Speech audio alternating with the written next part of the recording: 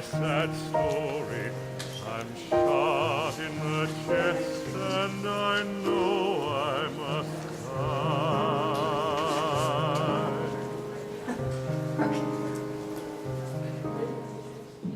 Next speaker is no stranger to our community. He's a very, very good friend of the UT Health Science Center in the medical profession. He entered medical school and received his medical license from the Universidad Autónoma of Guadalajara, Mexico. He's a practicing physician. He did his postgraduate training at the Texas Research Institute of Mental Science and at John Peter Smith Hospital in Fort Worth. He is an educator, a counselor, a practicing physician in family medicine. He's board certified in family medicine by the American Board of Physician Specialists. And he is also the CEO and founder of La Nueva Hacienda, an organization that rehabilitates mentally challenged individuals through art, dance, and theater. He is also the founder of Época de Oro Daycare Center for the Elderly. He's very committed to the welfare of our community and very passionate about what he does, and we can see it in the way he takes care of his patients, not just him, but his entire practice. Dr. Francisco Peña, let's give him a round of applause.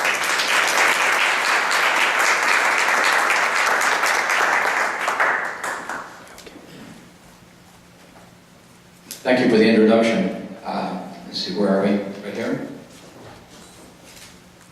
Things have changed a lot since I went to medical school. Things have changed a lot since I went to high school, believe me. Right now, I hope I don't have any problem with this PowerPoint presentation. We'll do our best, okay? I think that the prior speaker has literally presented a lot of the facts and figures that I'm also going to be talking about. But you know, there's an old saying in Latin, repetita juvant, which means you repeat things, it helps to repeat things. It does. It helps to remind ourselves of facts. It's always good to remember, recall, remember and recall, analyze, and then put to practice.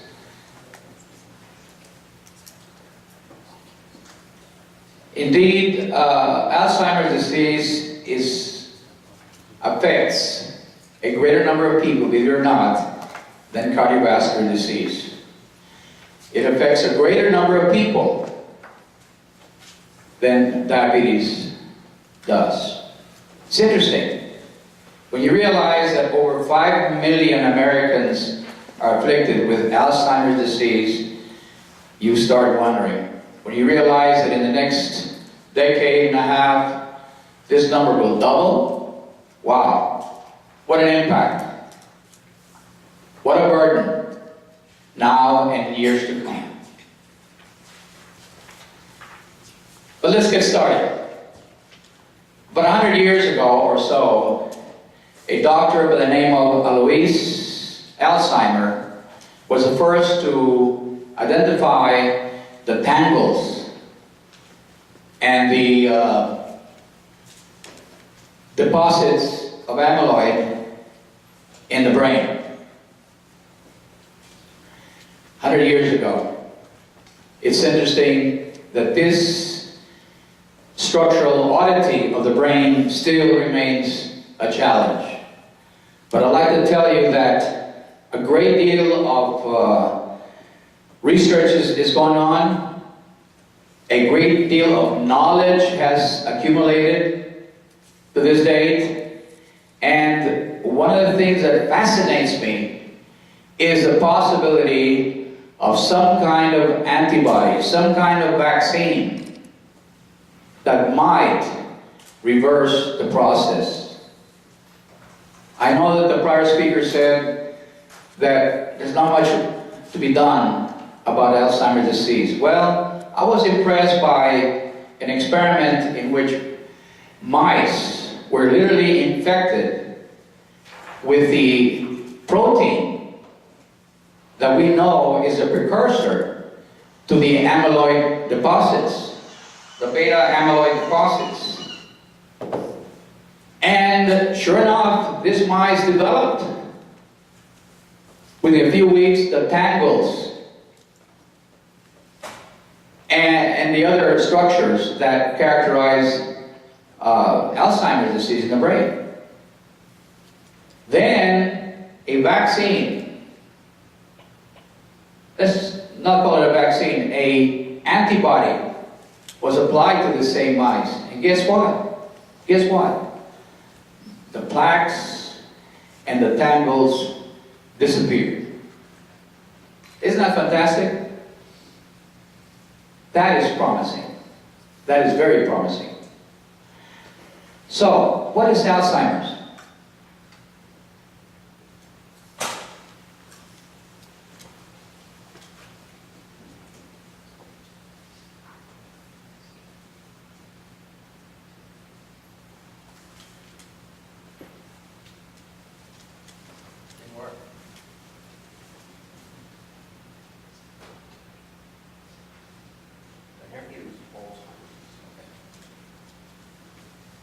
Here's a clip to help you understand pictorially some of the structure and changes that go in the Alzheimer's brain. Turn the sound a little bit higher. The disease comes on gradually as two abnormal protein fragments called plaques and tangles accumulate in the brain and kill brain cells. That's maximum. Is that as loud as you can get it? They start here in the hippocampus, the part of the brain where memories are first formed. Over many years' time, the plaques and tangles slowly destroy the hippocampus, and it becomes harder and harder to form new memories. Simple recollections from a few hours or days ago that the rest of us might take for granted are just not there. After that, more plaques and tangles spread into different regions of the brain, killing cells and compromising function for wherever they go. This spreading around is what causes the different stages of Alzheimer's. What's next? From the hippocampus, the disease spreads here, the region of the brain where language is processed. When that happens, it gets tougher and tougher to find the right word. Next, the disease creeps toward the front of the brain, where logical thought takes place. Very gradually, a person begins to lose the ability to solve problems, grasp concepts, and make plans. Next, the plaques and tangles invade the part of the brain where emotions are regulated. When this happens, the patient gradually loses control over moods and feelings. After that, the disease moves to the brain makes sense of things it sees, hears, and smells. In this stage, Alzheimer's wreaks havoc on a person's senses and can spark hallucinations. Eventually, the plaques and tangles erase a person's oldest and most precious memories, which are stored here in the back of the brain. Near the end, the disease compromises a person's balance and coordination. And in the very last stage, it destroys the part of the brain that regulates breathing and the heart. The progression from mild forgetting to death is slow and steady, and takes place over an average of 8 to 10 years. It is relentless and, for now, incurable. Helping your family, friends, and neighbors to better understand Alzheimer's will reduce stigma, improve care, and even help the fight for a cure. Thanks for helping me do your part.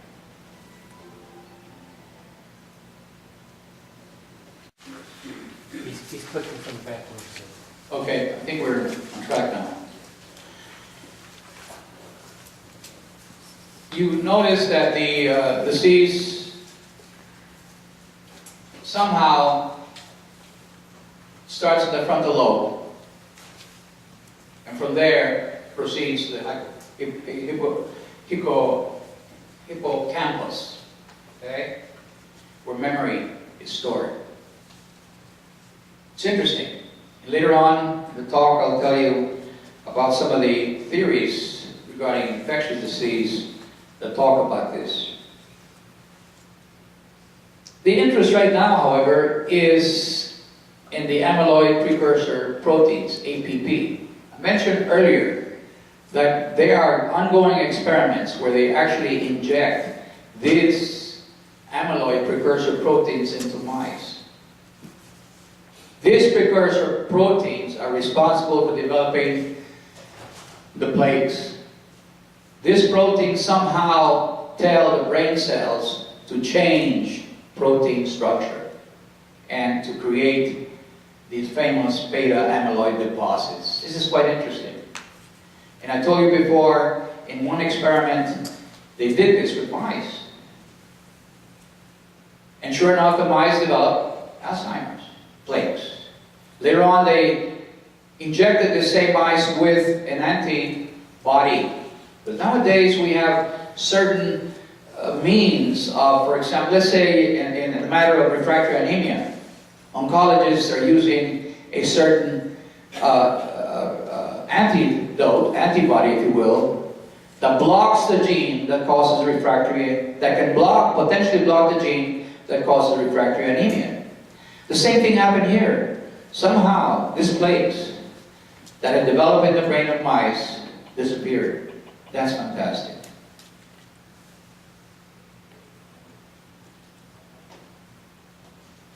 The tau proteins, another controversial protein. We now know that they're responsible for the formation of tangles. They also play a very important role in the so-called disruptive architecture of the neuron pathways in the brain. These two things, which as I told you before, were recognized by Alzheimer's 100 years ago. You remember your high school days, your high school biology, and how important the Krebs cycle was in forming ATPs, which give cells energy. The role of the Krebs cycle is now being emphasized as a very important key to development of Alzheimer's disease. A person whose Krebs cycle seems to malfunction is more prone to developing Alzheimer's. And as I told you before, there's a tremendous interest in stem cell research through which a lot of this research, a lot of these findings, a lot of these new frontiers are being met. Next one. It's there.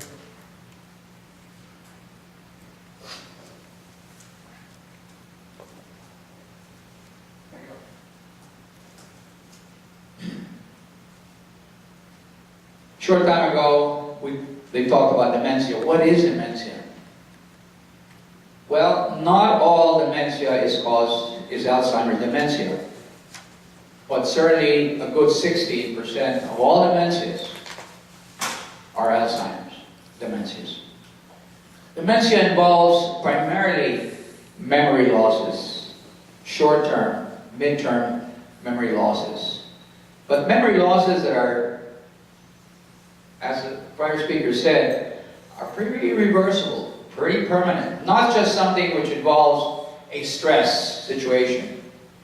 Sometimes we lose our memory because we're stressed out. We have too many things to do. In this day and age, we're doing all kinds of things at the same time. That causes sometimes memory losses. But the kind of memory loss that occurs in Alzheimer's is more permanent, more significant. Aphasia is a form of memory loss. You just don't remember the word you're supposed to use. You substitute one word for the other. Agnosia, you don't recognize the people around you. You don't recognize where you are. Apraxia, you just simply cannot perform the tasks that you're asked to do. A simple thing that you tell a person comes to your office and says, fold this paper in half, use your left hand and put it on the desk. You can't do it. You ask them to draw a clock, for example. You've seen that many times. Draw me a clock and put the manecillas, put the handle of the clock at, say, 2:15. They can't do it. They can't even draw a circle, much less figure out what the numbers are. apraxia. You just can't follow instructions. You can't follow commands. You can't execute the kind of activity that you're asked to do. Special impairment and disorientation, that is a very fundamental part of dementia. You might be driving somewhere and you forget where you're going. You might find yourself in a room and you say, what am I doing here? How did I get here? What day is it today? Loss of judgment. Prior speaker spoke about that extensively. You don't seem to make the right judgments.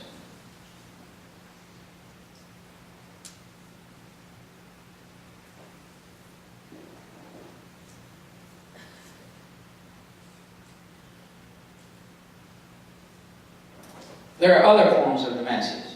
As the prior speaker mentioned, one of the most interesting, perhaps, is the dementia associated with Parkinson's disease. I'm sure you've seen people with Parkinson's disease. They seem to develop their own form of dementia. Vascular dementia, sure. If you have an infarct, several infarcts, you're bound to develop dementia. Why? Because you are destroying specific areas of brain function. Simple as that. If you have an infarct, for example, in the occipital area of the brain, you can't see. If you have an infarct in the area of speech, well, you can't speak. You might be able to receive the word. You might have what's known as receptive speech. In other words, you can understand what they're telling you, but you can't talk back. You can't. Lewy body dementia and frontal temporal lobe dementia are two very interesting dementias. They are another form of irreversible dementia, which are also associated with certain deposits. Like the plaques and tangles, they have their own protein deposits. These two dementias occur, however, at an age earlier, much earlier than when Alzheimer's dementia occurs, usually before age 60.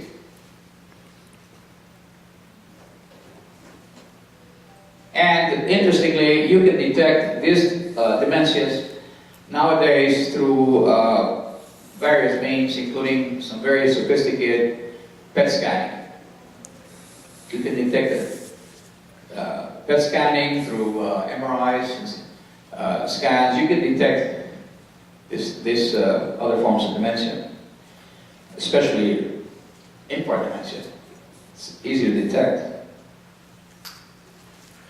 Next slide is up, sir.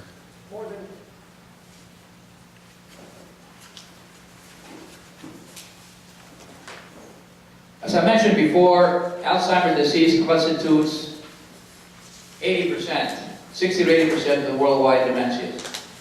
By age 65, it is estimated that perhaps it's a little exaggerated, 5 to 10% of the population already has developed Alzheimer's dementia. Certainly by age 85, 30 to 60% or 50% are afflicted by Alzheimer's dementia. And as I mentioned before, some 5.2 million Americans are now afflicted by Alzheimer's dementia, and this number is expected to increase by 14 million. It is interesting that if you have your first-degree relative with Alzheimer's disease, the chances are that your chance of developing dementia will increase by 30% or so. If you just simply have severe memory deficits, that increases the risk of Alzheimer's to about 60%.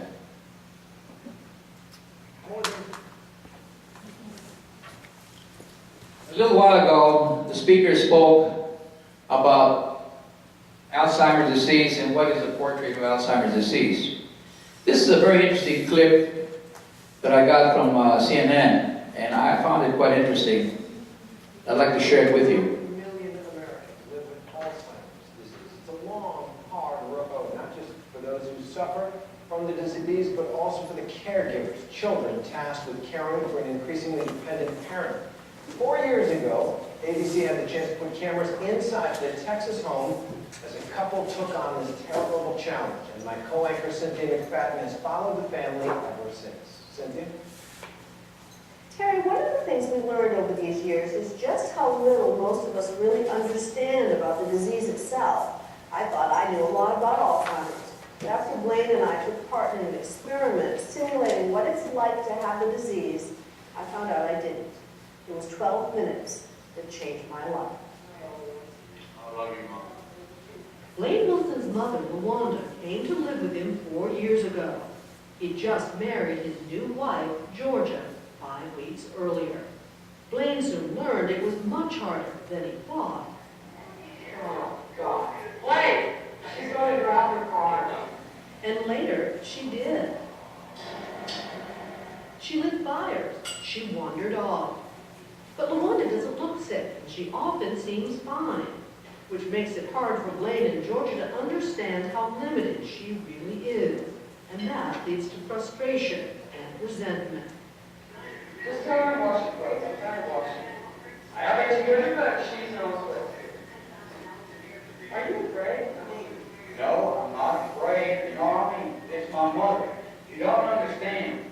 The more we watched the tapes, the more it became apparent how little Blaine and Georgia really understood what was happening to Luanda's mind. Do you really understand the world your mother now lives in? No, What's going on in her head, her brain? I have no idea. I have no idea. I need to understand it. I need to know what it's like. So I told Blaine about an experiment developed by P.K. Bevel and administered by her colleague, Lori Labershack. The experiment helps families and caregivers actually experience what it's like to have Alzheimer's.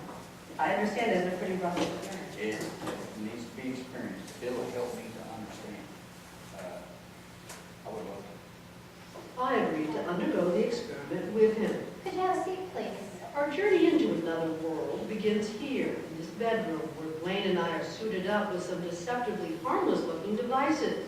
Goggles simulating macular degeneration, glaucoma, and cataracts, conditions that older people with Alzheimer's often have.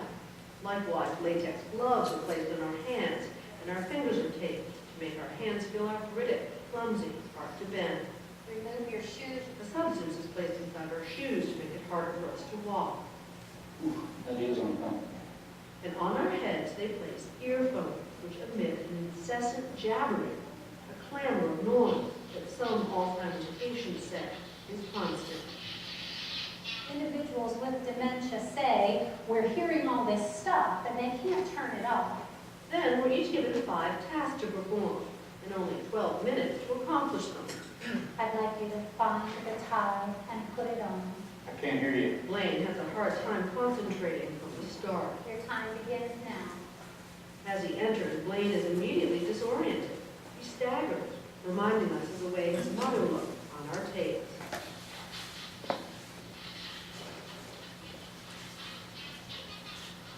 Blaine tries to accomplish his first task, clearing the dishes off the table. But when he goes to put them away, he can't find the kitchen, so he gives up. Blaine finally finds the kitchen, but he can't remember why he's there. And again, the similarities to his mother were astounding. She looked at the cabinets, and then she would shut. Mother, what are you doing? Nothing? But Blaine is doing a lot better than I am. What the heck is this? It's only about 2 minutes into the experiment, and the noise from the headset is driving me crazy. God! So annoying! As I try to accomplish my first task, find a white sweater, I work myself into a frenzy. White sweater. Remember, what I'm hearing is this. No. And believe me, it drives everything else out of your head. Annoyed! This is tough. I felt confused, kind of panicky. If I had to go through very much of that, it just might go crazy. All right, that's not a sweater. That's not a white sweater. When you do understand why people start talking to themselves. This is not a white sweater. I was trying to organize my mind by saying, okay, all right. Not a white sweater. Not there. I don't know about that. You're doing great. PK was in the room, and at one point when I sat down in frustration on the sofa, and she said, you're doing great. Why don't you start with finishing setting the table? And she told me what else I was supposed to do. I'll remember that. Your reinforcement. Yeah, because you feel so alone. And you feel so frustrated, and there's no, you don't know what you're supposed to do, and it's so dark. Reluctantly, I go back to the kitchen to try to find the plates. Glasses. How long have I been doing this? About 20 hours? I'm not doing great. I'm not doing great. And once again, I get distracted and go looking for that white sweater. This looks good enough. This is like a, okay, it's not exactly a sweater. All right, I'll put it over my shoulders. And I end up looking a little eccentric. Her son's gonna say, Mommy, you can't go out like that. You're getting a little off here. God. In the meantime, Blaine has moved on to the bedroom, where he's supposed to match 6 pairs of socks. Hell, I don't know, man. Instead, he starts folding everything in sight. I swear, man, this is crazy. By now, Blaine seems to have forgotten his list of chores. He was supposed to have found this tie, for example, and put it on. Instead, he folds it, along with everything else. Shoot. It reminded us of the time Blaine's mother set out to cook something for lunch, then got distracted washing dishes, and didn't remember until the pot was burning. Plates. After 12 excruciating minutes, the experiment was over. I give up. Blaine, your time is up. Huh? Your time is up. Oh, What an unpleasant experience. damn. Yeah. I couldn't wait. Blaine was visibly shaken. Yeah, what a way to try and get through each day. Kind of scary. In what way? Well, almost like panic. For both of us, new insights. It's a deep sense of confusion. The thing that shocks me the most is that I couldn't remember 5 simple instructions. I couldn't imagine living like that. Light bulbs, They need your help. They need your understanding. Amen. Despite the experiment, Cynthia reports the stress was too much. The one. The prior speaker, I think, made it clear that 10 signs of Alzheimer's, dementia. I'm sure you remember all of them. Perhaps the most important.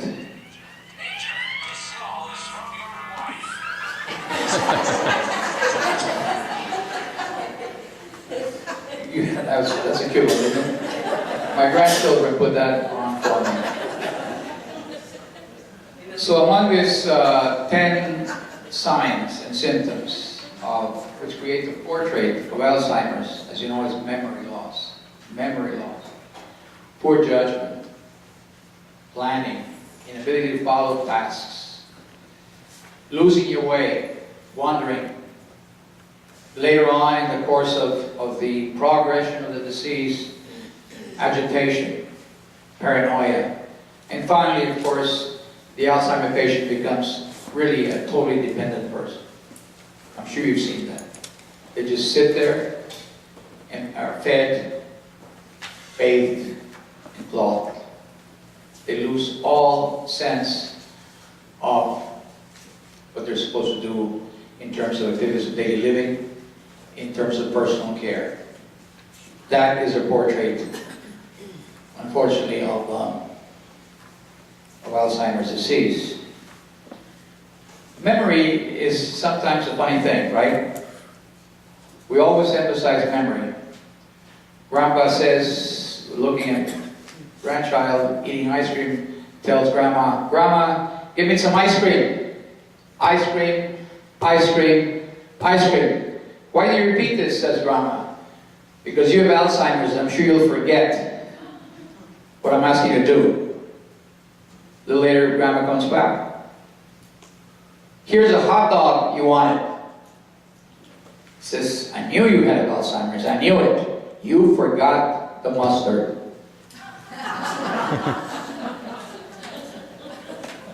There's a little old lady, there's three sisters living together. One is 90, one is 94, one is 98. The younger sister is watching her 94-year-old sister go up the stairs. Suddenly she stops, she looks back, looks at her and says, Maria, was I going up the stairs or downstairs? Please help me.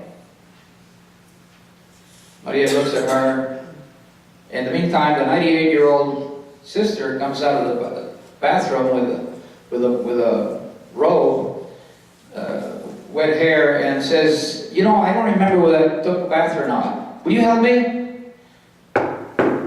She knocks on the wall and says, boy, I'm glad I don't have Alzheimer's like my sisters. The sister that's going up the stairs, please let me know. I want to know whether I was going up or down the stairs. She says, wait a minute, I've got to answer the door. I've got to answer the door. Memory. One of the most fascinating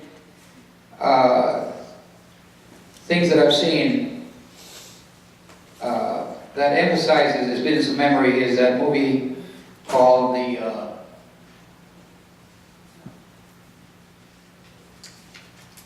I am having a memory lapse. How many have seen that movie? Oh, isn't that beautiful? I want you to look at just a little clip from that because it emphasizes how a person with Alzheimer's behaves and how sometimes to proper care and attention, not medical, but just physical attention, caring for that person, how we can at times reverse the block of memory. Let's look at that.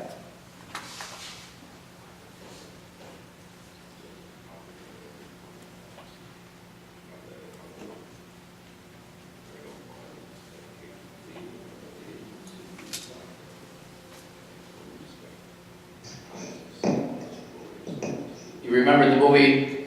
He actually checks into the nursing home, presumably to read to a patient there, who happens to be his own wife.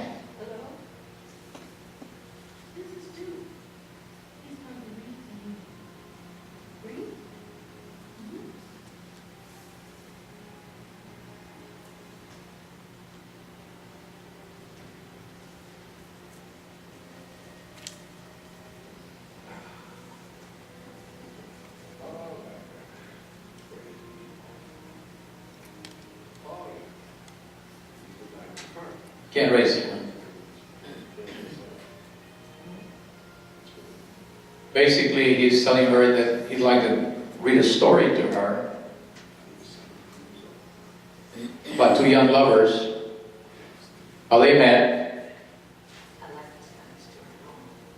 and she says, essentially, wow, that is a beautiful story.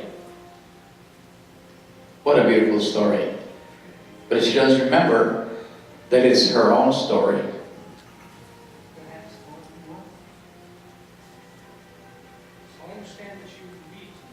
And the doctor tells him, look, you're wasting your time. Alzheimer's dementia is irreversible. And he says, no, I'll keep trying.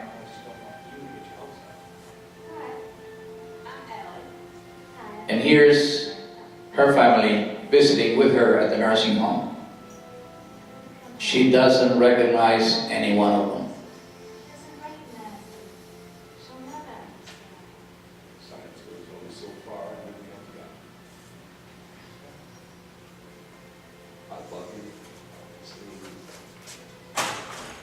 Continues to repeat the story. And there's a breakthrough.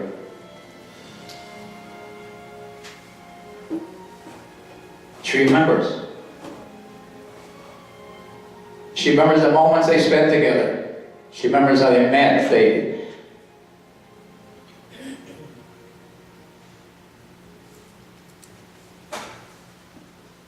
This is a very interesting part of the movie. She recognizes right then and there that is her own story. Isn't that beautiful? Does that make you want to cry? Can we break through memory? Well, there she's playing from memory. No. That she's playing by memory.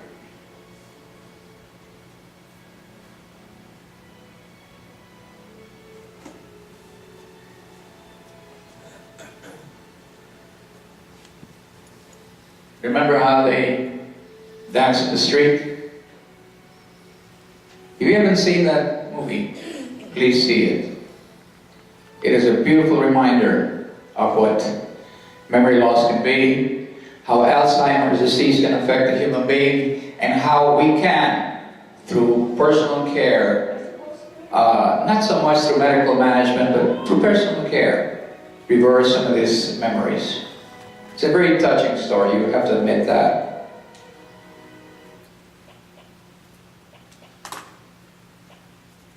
Genetics. The prior speaker spoke about genetics, and let me just mention to you that there is a gene known as the APOE gene. It has been identified as a major susceptibility factor in the development of what is known as late onset Alzheimer's. In other words, the dementia develops after age 65 or so. This gene has been definitely identified in chromosome number 19. A second gene known as the ABCA7 has also been identified, and this seems to affect African Americans. We carry actually both genes, but the African Americans, for reasons we don't understand, because they carry both genes, the incidence of Alzheimer's or their susceptibility to developing Alzheimer's disease increases.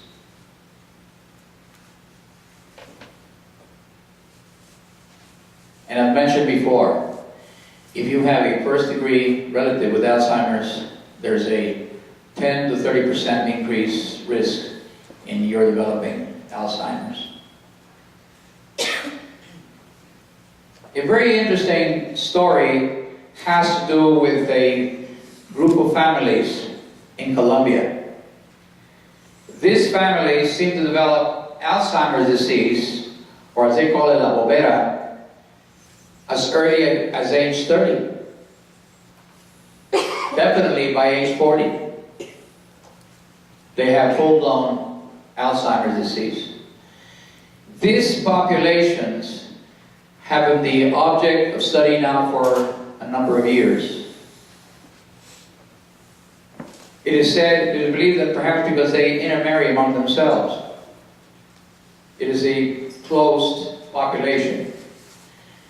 There's a tremendous amount of research that is ongoing right now in that area of the world through by scientists, by United States neuroscientists. Read about it, it's quite fascinating. Can you imagine someone who by age 40 is totally bedridden, totally dependent, tube fed? It's horrible, isn't it? Horrible. Then they mentioned Maria Elsie, a 61-year-old nurse, who at age 48 started to forget the patient's medications. Then she became violent, and ultimately, of course, wound up with a full-blown Alzheimer's disease.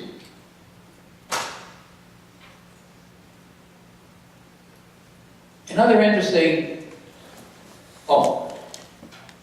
what about the etiology of Alzheimer's? We spoke that there is a genetic predisposition. There's a genetic a gene that can predispose us to developing Alzheimer's disease.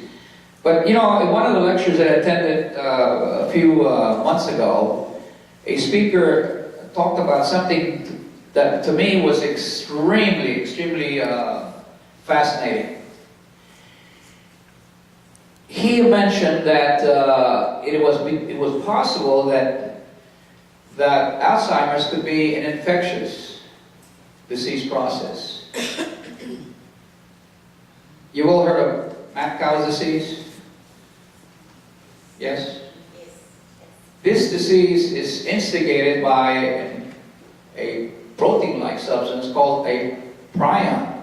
It is not a virus, it is not a bacteria, but somehow it initiates this illness called mad cow's disease. Well, perhaps this is something similar. And this speaker pointed out that the entrance of Alzheimer's disease into the human brain could be through any one of the 12 cranial nerves. In particular, through the olfactory nerve. The olfactory nerve is in your nose. It goes up, right, into the forebrain. It's a very intriguing pathway. From there, it presumably travels, infects the forebrain, the frontal lobe, in other words, and from there it goes to the hippocampus. The infection goes to the hippocampus. If you remember your studies in biology, I used to be a biology school teacher, you know, I used to teach biology, and one of the things we used to dissect was the earthworm. Huge earthworm. Why? Just to point out how well developed the olfactory nerve and olfactory bulb was in the earthworm. Some of the kids never got it, you know, they just never got the idea, but the survival of the earthworm depends on this frontal olfactory bulb. It's interesting. The connection is very clear. From the olfactory nerve to the frontal lobe to the hippocampus. A very intriguing idea, fascinating to me. You know, some years back at the Universidad Nacional de Mexico, some neuroscientists over there decided to test people for the ability to recognize certain smells, certain familiar smells, such as, I don't know, carnation, let's say banana, coffee, mango, guayaba, coffee, etc. And guess what they found? They found that persons who were not able to recognize these things, or to the extent that they were not able to recognize the smells, they also seem to be afflicted by either early cognitive impairment,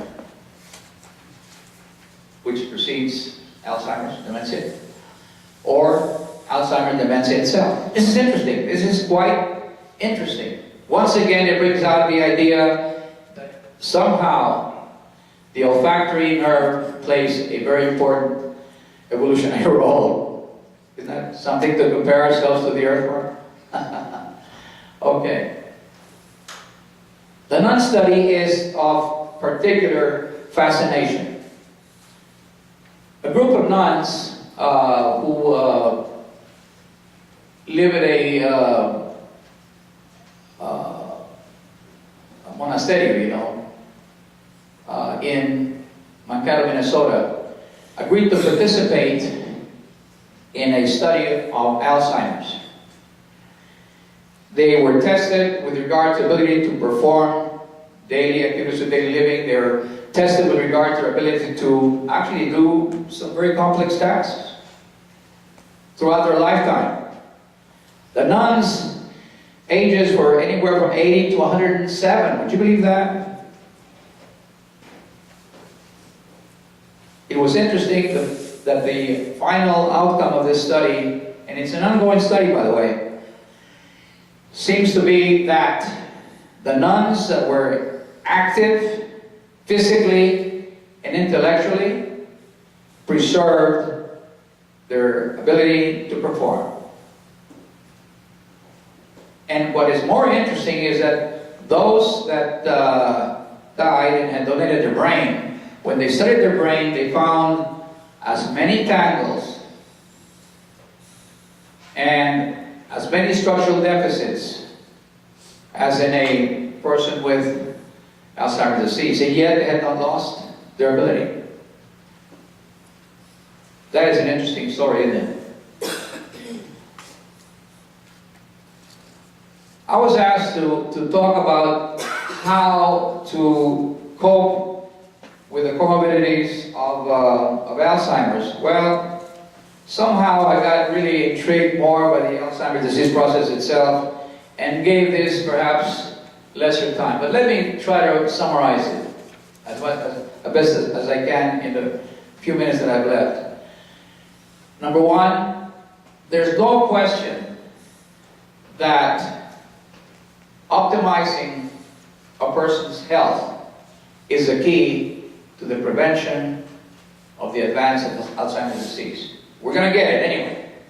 But if you, as a doctor, if you start treating Alzheimer's disease cofactors or comorbidities early, you can actually prevent or at least stop the disease to a greater extent. This includes, for example, controlling blood pressure, controlling blood sugar if you have diabetes, controlling lipids, encouraging people to engage in physical and mental activities. It's very important to emphasize to elderly that they need to walk at least 20 minutes a day. Just walk. It is very important to encourage elderly people to go to daycare centers. One of the benefits that I see personally in my daycare center is that my elderly people who are willing to play loteria, who are willing to play chess, who are willing to do arts and crafts, who are willing to dance, who are willing to sing, who are willing to recite a poem, they stay healthy. They enjoy coming to the daycare center all the time. I find that fascinating. There is a tremendous amount of interest in the role of insulin resistance in Alzheimer's disease. What is insulin resistance? Well, basically, you need to understand two basic things. Our human body depends on a fuel called glucose, azúcar, glucose. Glucose is needed to make all cells function. But interestingly, sometimes it can't get into the cells because there's a resistance that develops on the cell walls, in the mechanism of the cells, in the tissues. Glucose cannot get in. So what does the body do? Well, it just creates more insulin. The phenomenon is called insulin resistance. And sure enough, in people that have insulin resistance, when you measure their C-peptide levels, which is a product, you might say, of the insulin molecule, it is high. It is always high. In Alzheimer's people, if you measure C-peptide levels, it will be high. It will be high. So, what do we have to do? Well, we have to figure out a way to cut down on the factors that contribute to insulin resistance. What are the factors? Obesity. Obesity. Not just diabetes alone. Obesity produces a tremendous amount of insulin resistance.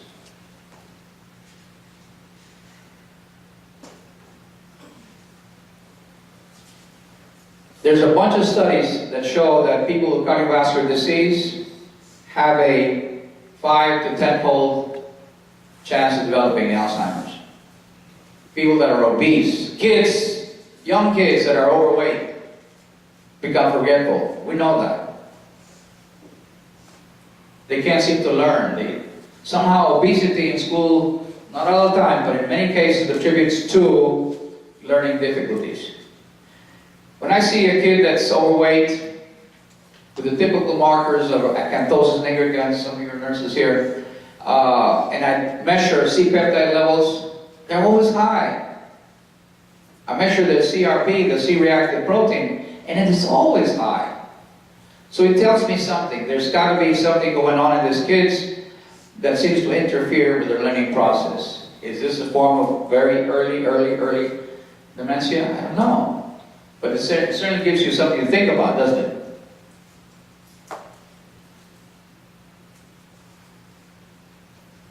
How do I detect, or how do I handle people in my office? Well, you'd be surprised how many inquiries you get with regard to whether or not they're developing Alzheimer's. First of all, the prior speaker spoke about stages. Well, there's a lot of models that talk about the stages of Alzheimer's. My model is just very simple. Number one, there's a pre-clinical model, but we don't know whether we have it or not, but it's there. There's a MCI, which is early cognitive deficits, where you have significant memory losses, significant memory interference with your daily tasks, but you can still function. You're looking at one right now. I forget many things, sure, but I function quite well, regardless. There's no question that I have, perhaps, the beginnings of cognitive impairment. I'm 77, what do you expect? As the speaker said before, the incidence of Alzheimer's increases with age. The thing is to recognize it. Cognitive impairment is what I call the second stage. First stage is preclinical, second stage is precognitive impairment. The third stage is just dementia. Dementia, when you really have, you're experiencing any one of those 10 signs, or all of them, or a few of them, makes no difference. Some people divide the dementia stage into mild, moderate, and severe. Well, obviously severe is when you're a vegetable, literally. Mild is when perhaps out of the 10 signs you have maybe 5. It depends on what areas of the brain are afflicted. You know that, it's obvious by now. Your question would be, how early do you start treatment? That's always been controversial, even for us doctors. What I ask the patient, what I tell them is, look, let's make sure that you don't have other sources of dementia. Infarcts, for example, cerebral infarcts. When did you start forgetting things? When did you start having difficulty in functioning? At age 55, then you can suspect Lewy body disease, not Alzheimer's. Or frontal lobe dementia, which is another form of dementia. It starts early. Devastating, devastating. For a young man in the age of, say, 50, 55, 60, develop dementia. Very devastating. But that's a different form. So you try to rule out all this others before you come to the conclusion that it's Alzheimer's dementia. But in any case, believe it or not, the treatment is pretty much the same, regardless of what. You want to optimize the patient's medical condition. That's the first thing. Optimize his medical condition. His weight, his sugar, his blood pressure, his lipids, etc.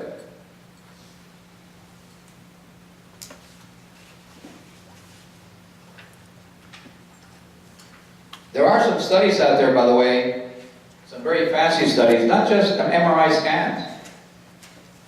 There's some PET scans where you actually use a labeled protein which goes and attaches itself to the plaques and tangles.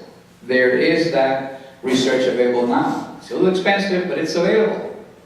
You can actually get tested to see how many tangles you get, but that doesn't mean, as you surmise from the talk so far, the tangles themselves may mean nothing. But if you are curious about whether or not you have tangles and how many tangles you have, there are tests available. There are tests available.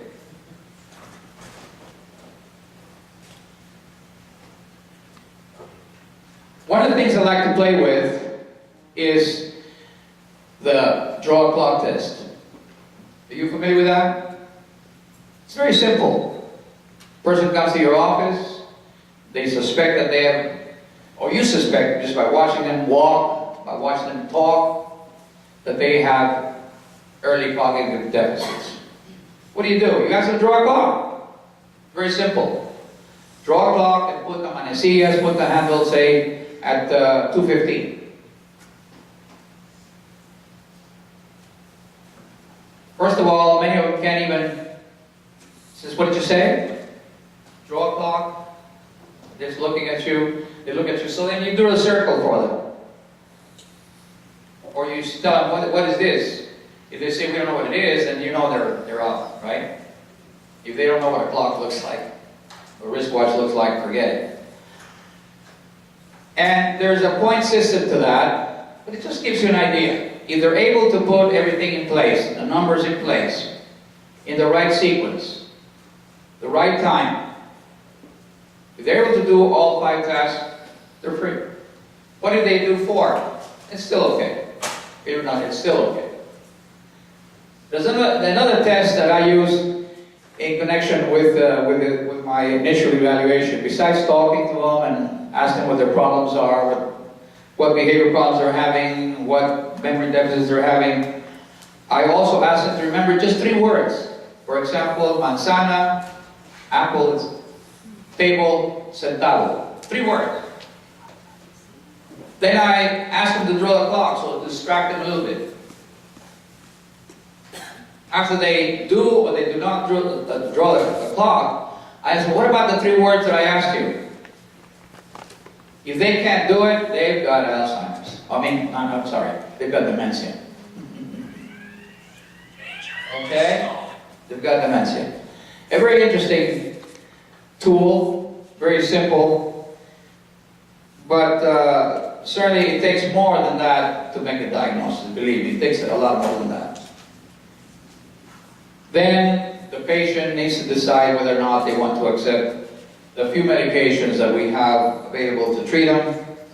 My strategy simply is to get their health status in the best condition that I can before I even start Namenda or any of the other cholinesterase inhibitors, even before I do that. Okay. Please look at the exit exam. What did we learn today? Alzheimer's is the most common form of dementia. True or false?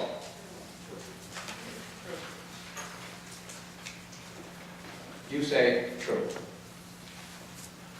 Number 2, loss of memory is perhaps the foremost characteristic of Alzheimer's disease. Yes? Of course. Plaques and tangles are the distinctive brain pathology in Alzheimer's disease. The treatment of Alzheimer's disease should begin within the earliest stages. Yes, it should. But keeping in mind health optimization. Prevention and or retardation of Alzheimer's requires optimization of a person's health condition. True. All of those are true. I hope you enjoyed the talk. It was a pleasure being here. For me, Alzheimer's disease has always been fascinating. I hope that you also become engrossed and fascinated and become part of the solution to this problem, either as medical people, as aides, as co-workers, as facilitators, or whatever role you play in the treatment of this disease process. Dr. Francisco Peña, everyone, thank you very much. And Professor Toby, I'd like to present to you this plaque from the Alzheimer's Association, which depicts a painting by an Alzheimer's patient Just thank you so much for coming out here and sharing your expertise in this very fascinating field. Just thank you very much for coming out. Thank you. Thank you. Thank you. My pleasure. One more time for Dr.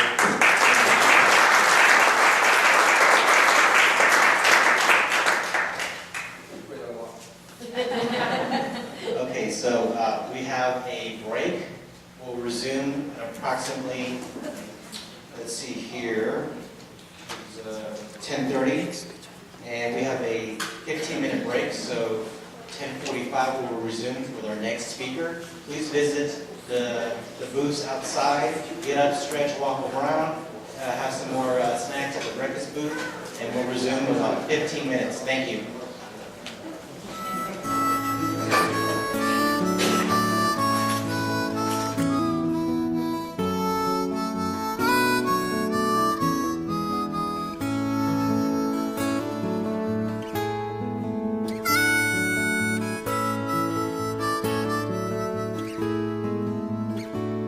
As I walked out in the streets of Laredo, as I walked out in Laredo one day, I spied a poor cowboy wrapped up in white linen, wrapped up in white linen.